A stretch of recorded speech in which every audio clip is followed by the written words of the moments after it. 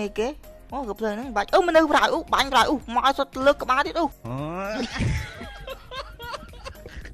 បាញ់ធម្មតាត្រូវគេបាត់បាញ់ទៅលើកក្បាលអីណាខុសឡើងទាំងអស់ឡើយមានអីមានចាំគាត់ចេញមកចាំបាញ់គាត់អ្នកគ្នាគប់ក្របបាច់លេតកកមួយអាលាយអស់ហើយប្រុសរត់ចេញពីតកកហ្នឹងមកអាលាយអស់លើហើយប្រុសឯងមកឲ្យរត់ចេញប្រុសឲ្យខ្លាចអាលាយតកក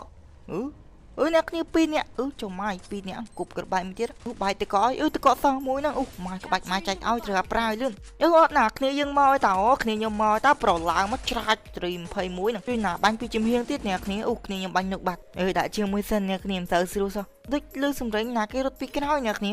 ម៉ែនេះរត់ពីក្រោយម៉ែនេះប្រុសគាត់ចង់វៀងហ្នឹងលោតបាញ់ប្រុសឯងមកច្រាច់ចូលម៉ៃស៊ីត10ហ្នឹងអង្គុយបាញ់ច្រាច់ងាប់បាត់មកឲ្យប្រុសឯងខ្ជូអង្គុយបាញ់ប្រហើយ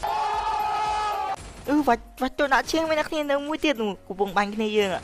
ពងបាញ់ចេញនេះណាអ្នកគ្នាជឿថារះនេះព្រាវនេះខ្ញុំឃើញកណ្ដុងកំភ្លើងនេះណាខ្ញុំបាញ់ទៅនឹងឃើញមើលនេះក៏ដែរនេះគាត់នៅពីក្រោយធំទឹកហ្នឹងហើយអ្នកគ្នាមើលទៅងាប់បាត់ទីហ្នឹងងាប់បាត់ទីហ្នឹងអ្នកគ្នាគិតមើលដាក់ឈៀងមកពេញសិនមិនតំអិនដាក់ឈៀងមកគិតតែពីបាញ់គ្នាអូខេ see item គាត់MP5 សដានជើងហ្